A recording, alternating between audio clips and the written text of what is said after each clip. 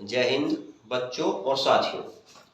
तो देखिए साथियों वर्ड मैंने आज इसे यूज किया है क्योंकि आज का जो हमारा टॉपिक है वो बच्चों से ज्यादा इम्पोर्टेंट बड़ों के लिए है। आज का टॉपिक है हमारा तत्व ज्ञान।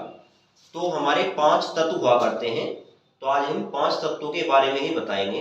देखिए लगभग 30 या 35 साल की उम्र के बाद ये जो हमारे 5 तत्व होते हैं ये हमारे इनबैलेंस होने प्रारंभ हो जाते हैं और उसी के कारण हमारे शरीर में बीमारियां स्टार्ट होती है। आपने देखा भी होगा हमारे जो बड़े बूढ़े हैं वो लगभग 90-100 साल तक जिया करते थे, आज भी ऐसे हैं। और उनमें आपने देखा होगा बीमारियां बहुत कम हुआ करती थी, उन्हें दवाइयों की जरूरत भी बहुत कम पड़ा करती थी। तो आज हम उसका कारण बताएंगे कि आखिर वो इतने फिट कैसे रहा करते थे, उसका मेन फिटनेस का कारण क्या था। अगर आप भी इन 5 तत्वों को ध्यान से समझेंगे और इनके पूरे स्ट्रक्चर को समझ में आ जाएगा तो आप भी 100 साल तक जो है बिल्कुल निरोगी जीवन जी सकते हैं। आपको दवा वगैरह खाने की भी जरूरत नहीं पड़ेगी। तो चलिए इनका पूरा स्ट्रक्चर हम जानते हैं। तो देखिए मेरी जो पिछले वाली वीडियो है उसमें मैंने हमारे पूरे शरीर में 7 चक्र हुआ करते हैं, उनके बारे में मैंने पूरी डिटेल से बता रखा है। अगर आपको चक्रों के बारे में जानकारी प्राप्त करनी हो तो आप हमारी पिछले वाली वीडियो भी देख सकते हैं। तो हम चक्र से आगे की नॉलेज आज इसमें करेंगे।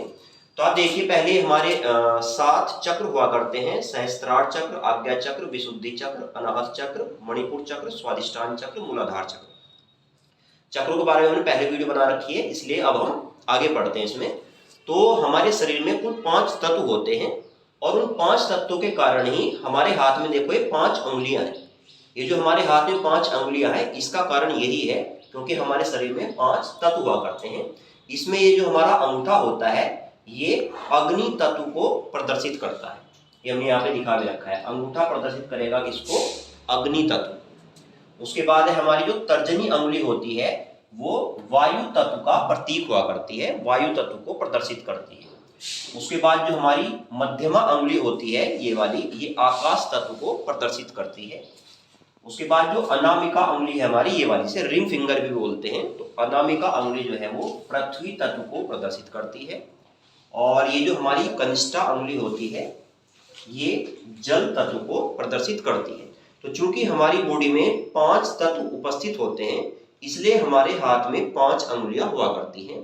अगर इन पांचों तत्वों का संतुलन बना रहे तो हमारे शरीर में कभी भी कोई भी रोग उत्पन्न नहीं होगा।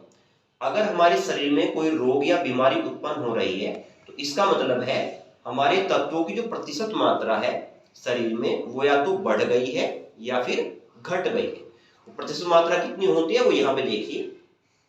ये जो हमारा विशुद्धि चक्र हुआ करता है, तो विशुद्धि चक्र जो है हमारा वो आकाश तत्व का प्रतीक है, यानी कि जो आकाश तत्व हमारा होता है उसको बैलेंस करने का जो काम है वो किसका होता है? विशुद्धि चक्र का। उसके बाद जो हमारा अनाहत चक्र होता है, विशुद्धि चक्र होता है हमारा जहां से हमारा स्वरयंत्र होता है, जहां से हम बोलते भी हैं। तो ये आकाश तत्व को संतुलित करने का काम जो है विशुद्धि चक्र का है। उसके बाद जो अनाहत चक्र हमारा होता है जहां पे हृदय हमारा होता है, तो वायु तत्व को संतुलित करने का कार्य किसका होता है? अनाहत चक्र का। उसके बाद जो हमारा अग्नि तत्व है, अग्नि तत्व को संतुलित करने का काम होता है मणिपुर चक्र का। और जल तत्व को संतुलित करने का काम होता है स्वादिष्टान चक्र का। और पृथ्वी तत्व को संतुलित करने का काम होता है हमारा मूलाधार चक्र का। विशुद्धि चक्र में देखो हमारा आकाश तत्व बैलेंस होगा। अगर आकाश तत्व हमारा जो है संतुलित ना रहे तो हमें बोलने से संबंधित बीमारियां हो सकती हैं, या फिर जैसे कि कोई भी व्यक्ति है उसको सुनने वगैरह में भी प्रॉब्लम हो सकती है इस टाइप में। अनाहत चक्र जो हमारा है वो वायु तत्व से संबंधित है, तो इसमें वायु से संबंधित बीमारियां हो जाया करती हैं हमारी। और जो अग्नि तत्व है ये हमारा जहाँ मणिपुर चक्र होता है वहां होता है, तो इससे जो है पाचन क्रिया जो है खराब हो जाएगा, अग्नि तत्व हमारा बैलेंस ना रहे। जल तत्व बैलेंस हमारा ना रहे तो हमारे शरीर में जल की कमी हो सकती है। और पृथ्वी तत्व बैलेंस ना रहे तो हमारे शरीर का जो वेट है वो या तो बढ़ सकता है या फिर घट सकता है। अब देखो संतुलित अवस्था में हमारे शरीर में ये तत्व कितनी प्रतिशत मात्रा में होते हैं वो देखिए। आकाश तत्व हमारे शरीर में होता है 6%, केवल 6% आकाश तत्व होता है हमारी बॉडी में। वायु तत्व होता है ये भी 6%, ये भी 6% ही होता है। अग्नि तत्व होता है हमारी बॉडी में 4%, 4%। जल तत्व होता है हमारी बॉडी में 72%, 72%। और पृथ्वी तत्व होता है हमारी बॉडी में 12%, यानी कि 12%। तो देखो हमारी बॉडी में इनकी परसेंटेज बिल्कुल वही होती है जो पृथ्वी में हुआ करती है। देखो पृथ्वी पर भी 72% हिस्से में जल है हमारा, 12% जो है हमारे जो कार्बनिक अकार्बनिक पदार्थ है वो हुआ करते हैं। जो अग्नि है हमारी, जो अग्नि है पृथ्वी में, वो उसके सेंटर पॉइंट पर हवा करती है जहाँ पे 6000 डिग्री सेल्सियस टेम्परेचर होता है उसका। जो वायु है लगभग 6%, और जो आकाश है वो पृथ्वी पे तो 6% है, ऊपर जो है वो फिर अनंत तक हमारा हुआ करता है।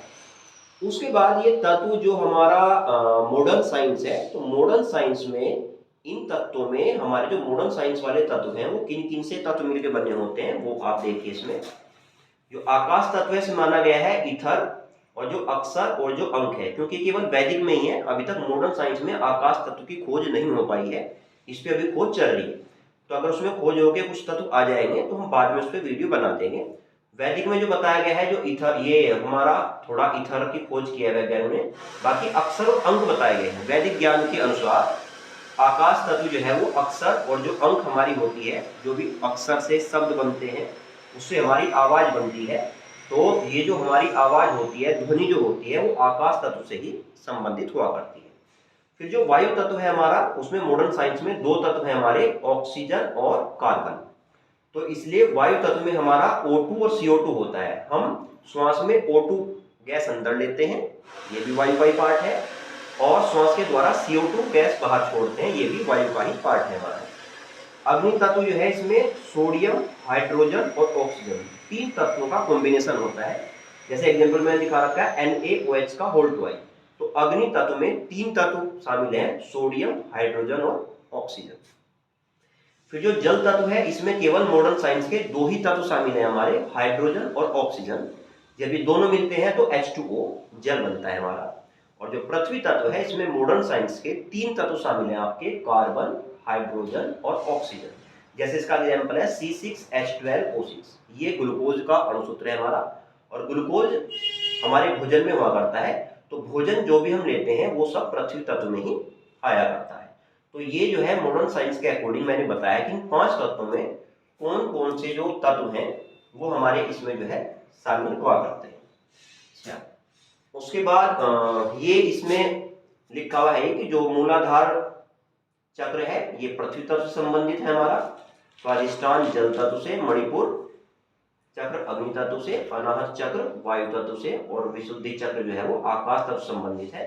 परसेंटेज बता दी है, 6% आकाश तत्व, 6% वायु तत्व, 6% अग्नि तत्व, 4% जल तत्व, 72% और पृथ्वी तत्व 12%। उसके बाद आप यहाँ पे इसमें देखिए, जैसे कि हमारे हाथ में 5 अंगुलियां होती हैं। तो अंगूठा अग्नि तत्व का प्रतीक है, तर्जनी अंगुली वायु तत्व का प्रतीक है, मध्यमा अंगुली आकाश तत्व का प्रतीक है, अनामिका अंगुली पृथ्वी तत्व का प्रतीक है, और कनिष्ठा अंगुली जो है हमारी वो जल तत्व का प्रतीक है। ठीक, उसके बाद ये जो तत्व है इससे हमारी जो इंद्रियां होती हैं वो भी संबंधित हैं। तो किस तत्व से कौन सी इंद्रिय संबंधित है, और अगर किसी तत्व का बैलेंस खराब हो जाए तो उस इंद्रिय में भी कमी आ जाएगी। तो वो इंद्रिय भी आप लोग देखिए, अग्नि तत्व जो है वो त्वचा से संबंधित है और इसका गुण होता है स्पर्श करना। हम टच करके ये बता सकते हैं कि कोई चीज ठंडी है या गर्म है। तो इसलिए अग्नि तत्व जो है वो किससे, जो त्वचा इंद्रिय होती है उससे जुड़ा हुआ होता है, और स्पर्श करके हम इसको महसूस कर सकते हैं। वायु तत्व जुड़ा हुआ है हमारी जो नाक होती है उससे। तो सुगंध और दुर्गंध इसका गुण है। तो सुगंध दुर्गंध नाक के द्वारा हम महसूस कर सकते हैं, और ये किससे, वायु तत्व से संबंधित होती है। फिर आकाश तत्व संबंधित है हमारा कान से। तो कान में हमारे स्पेस हुआ करता है, और उसमें जो पर्दा है हमारा वो सुनने का काम करता है। तो आकाश तत्व संबंधित होता है कान से। आकाश तत्व बैलेंस ना रहे तो कान में कुछ दिक्कत आ जाएगी हमारे। पृथ्वी तत्व संबंधित है जीव या जीवा से, और इसका गुण स्वाद होता है। तो पृथ्वी तत्व अगर बैलेंस ना रहे तो स्वाद खराब हो जाएगा हमारा। और जल तत्व हमारा जो है आंख से संबंधित है, और देखना इसका गुण है। तो ये हमारी 5 ही इंद्रियां होती है शरीर में, और 5 ही हमारे तत्व होते हैं।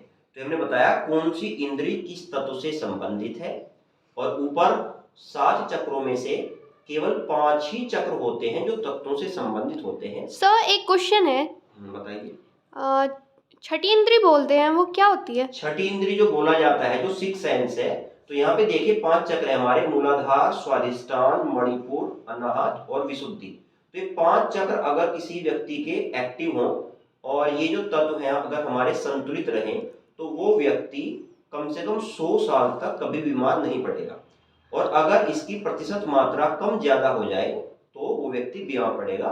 छठी इंद्री बोला है इन्होंने आज्ञा चक्र को। ये जो आज्ञा चक्र है इसको 6 सेंस बोलते हैं हम। तो ये जो महिलाएं होती हैं, जो लेडीज होती हैं, ये थोड़ी सी उनकी ज्यादा एक्टिव होती है, जेंट्स की थोड़ी कम एक्टिव होती है। और जो सहस्त्रार चक्र है ये लगभग किसी का भी एक्टिव नहीं होता है। ये अगर किसी का एक्टिव हो जाए तो वही हमारा अवतार माया करता है। ये आज तक केवल 6 व्यक्तियों का ही एक्टिव हुआ है सहस्त्रार चक्र, राम, कृष्ण, बुद्ध, उसके बाद बुद्ध के बाद हमारे आए हैं ईसा मसीह, उसके बाद मोहम्मद साहब, और उसके बाद गुरु नानक देव जी। और बताया जाता है कल की अवतार आएंगे। बाकी सहस्त्रार चक्र आज तक 6 ही व्यक्तियों का एक्टिव हुआ है, तो 7वें का किसी का आज तक एक्टिव नहीं हुआ है। ठीक है, तो ये सहस्त्रार चक्र महिला पुरुष किसी का भी एक्टिव नहीं होता है। लेकिन हाँ, जो आज्ञा चक्र होता है ये महिलाओं का पुरुषों से ज्यादा एक्टिव होता है, इसे ही 6 सेंस भी बोला जाता है। ठीक है, तो ये जो ऊपर के 2 चक्र हैं ये काफी हाई क्वालिटी वाले हैं। तो अगर हमें केवल स्वस्थ रहना है तो केवल 5 चक्र हमारे फुल एक्टिव होने चाहिए, ये संतुलित रहे। तो ये हमें चक्रों से संबंधित तत्वों का, उनकी प्रतिशत मात्रा का ध्यान रखना होता है अगर हमें स्वस्थ रहना है। तो ये आज हमने तत्व ज्ञान की वीडियो बनाई है। अगर किसी को भी इसमें कुछ और पूछना हो या किसी और टॉपिक पे कोई वीडियो बनानी हो तो आप हमें कमेंट कर सकते हैं। तो वीडियो को आप कमेंट कीजिए, शेयर कीजिए और हमारे चैनल को सब्सक्राइब जरूर करें। ठीक है, थैंक यू।